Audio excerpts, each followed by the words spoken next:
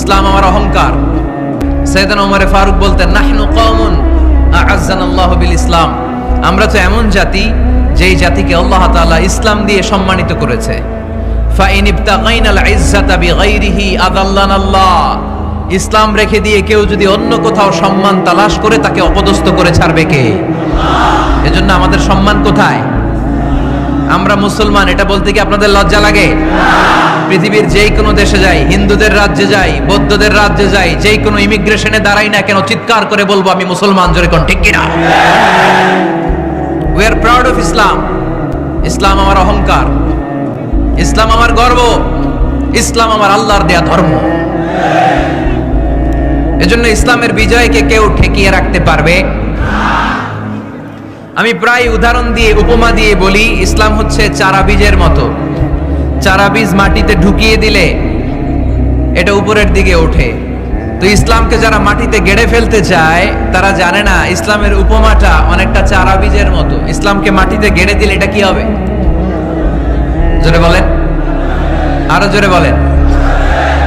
উপরের দিকে গর্জে উঠবে। এই যে উপমা দিছি, এটা নিয়েও আবার অনেকে ভুল ধরে, আছে না নাই? আল্লাহ নিজেই কোরআনে উপমা দিয়েছেন, মাসালুল লাযীনা ইউনফিকুনা আমওয়ালাহুম ফি সাবিলিল্লাহি কামাসালি হাব্বা, যারা আল্লাহর রাস্তায় দান করে এই দানের উপমা হচ্ছে একটা চারা বীজের মতো। সুবহানাল্লাহ পড়ে। এই চারা বীজ থেকে 7টা শীষ বের হয়, প্রতিটা শীষে জন্ম নেয় শত শস্য দানা। আল্লাহ যারে চায় ইচ্ছা মতো রিজিক দিয়ে তার জীবনকে পূর্ণাঙ্গ করে দেয়। সুবহানাল্লাহ পড়ে। এজন্য আল্লাহ বললেন, ইসলাম হলো আমার একমাত্র মনোনীত ধর্ম। ইসলাম ছাড়া অন্য কেউ যদি সম্মান তালাশ করে তার কাছ থেকে কিছুই আমি গ্রহণ করব না। কিয়ামতের দিন সেই লোকটা হবে হায় হায় কোম্পানির ম্যানেজার, ঠিক কি না? এজন্য আমরা একটা ধর্মকেই মানতে চাই। চিল্লায় বলেন তো, ধর্মটার নাম কি? ইসলাম ছাড়া অন্য কিছু মানি না। ইসলাম ছাড়া অন্য কিছু মানি না, মানব না। বিষ্ণু ঈসা ইসলাম বলেছেন, এই ইসলামের বিজয়কে কেউ ঠেকিয়ে রাখতে পারবে না। তার কারণ, ইন্নাল্লাহা যাওয়ালি আল আরদা, নিশ্চয় আল্লাহ তাআলা এই জমিনটাকে আমার জন্য সংকুচিত করে ছোট করে দেখিয়েছে। ফারাআইতু মাশারিকাহা ওয়া মাগারিবাহা, আমি এই পৃথিবীর ডানে বায়ে সামনে পেছনে সবটা দেখেছি। আর আমার চোখ যতদূর পৃথিবী দেখেছে ততদূর জায়গায় আল্লাহ আল্লাহু আকবারের ধ্বনিকে পৌঁছে দিবে। তাই এই ইসলামের বিজয়কে কেউ থামাতে পারবে না।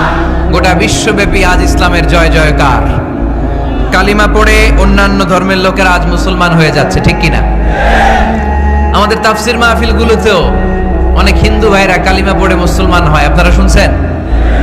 আলহামদুলিল্লাহ কইবেন না?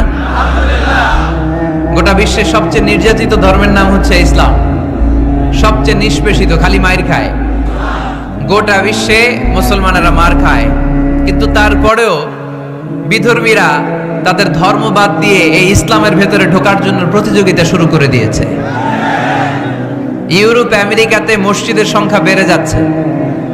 তাদের যে খ্রিস্টানদের গির্জা, এগুলো তারা বিক্রি করে দিচ্ছে। মুসলিম কমিউনিটি ওই গির্জারে মসজিদ বানায় ফেলতেছে। এই ইসলামের বিজয়কে কেউ ঠেকায় রাখতে পারবে? যেহেতু ইসলামের বিজয় অবশ্যম্ভাবী, আমরা ইসলামের সাথে মিলে থাকতে চাই, মিশে থাকতে চাই, আমরা বিজয়ের অংশীদার হতে চাই।